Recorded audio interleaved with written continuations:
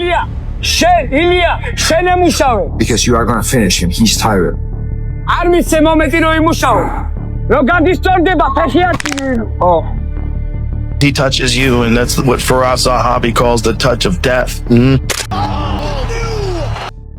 On the biggest stage of his life, Ilia Topuria stood in the center of the octagon and pointed at the ground.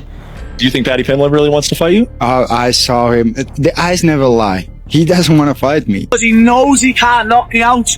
I will put that little in his place.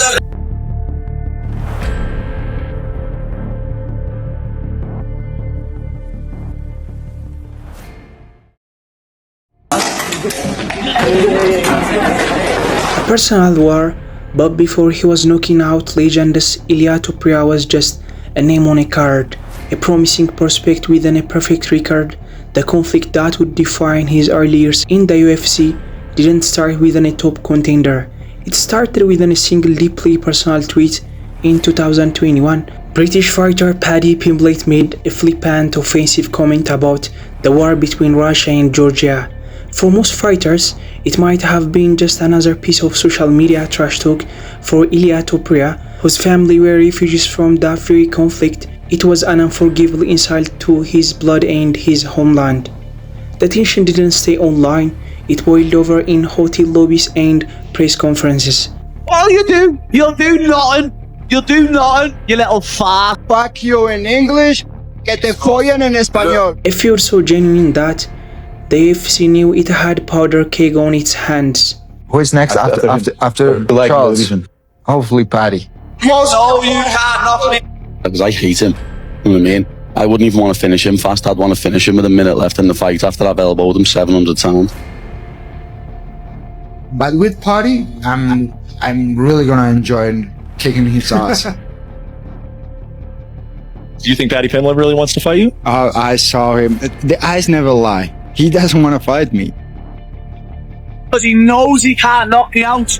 I will put that little in his place. I think that the people will love that fight because we have a rivalry since a couple of years.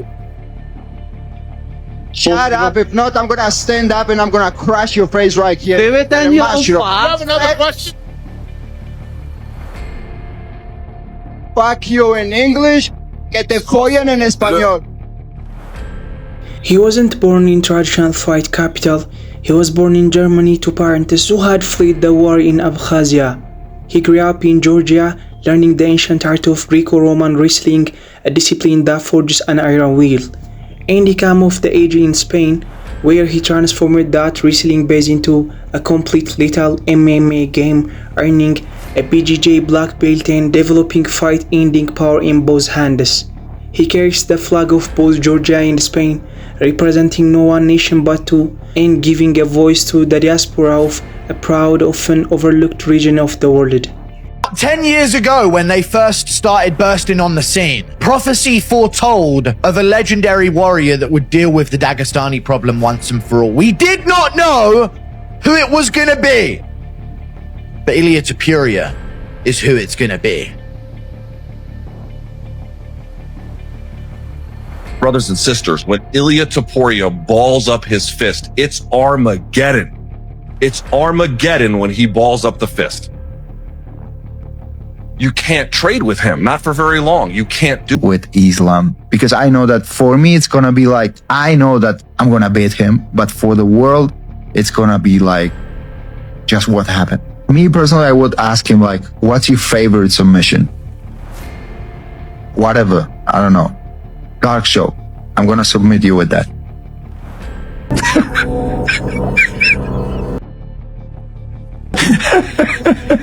The legendary Max Holloway.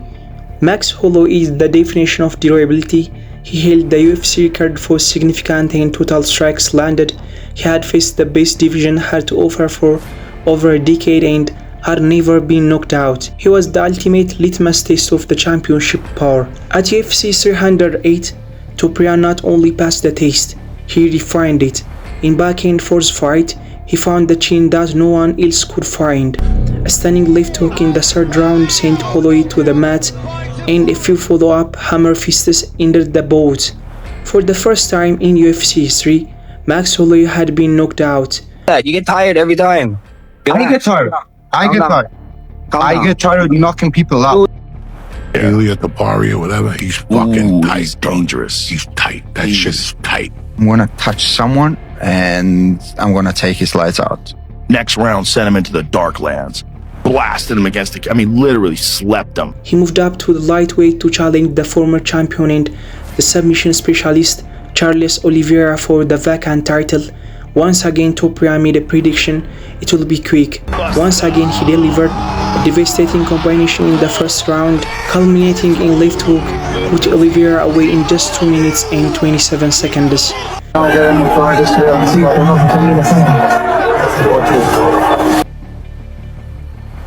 Busted up. Out cold. A man of his word. Oh my goodness. He called you.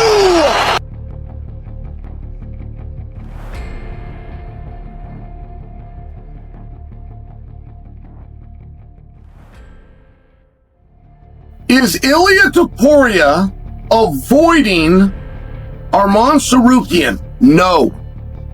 No. Ilia, stop running here. Stop running, Ilia. Good boy. I'll make it quick, no worries. He get knocked out in the beginning of his career. Arman, easy because he will panic. Oh, Ilia's in the chat. Yeah, Topuria. Yeah, he just said, wait till I rip your head off. Do you think you beat Ilia? No. In the span of 18 months, Ilia Topuria had become a 2-division UFC champion, extending his perfect record to 17-0. Who history will remember? History will remember Ilia Topuria as more than just a fighter within a perfect record. It will remember him as a force of nature whose unshakable self-belief was not arrogance, but precise, terrifying promises. He is a man forged by the fire of displacement who carries the hopes of 2 nations on his shoulder without flinching. Ilia Topuria's story is not finished. A White House showdown awaits, more record beckon, but his legacy is already secure. He is the man who pointed to the ground, invited the brawl, and then systematically dismantled an entire generation of greats. He is the undefeated king, and he is just getting started. You know, slow down and clear the switch.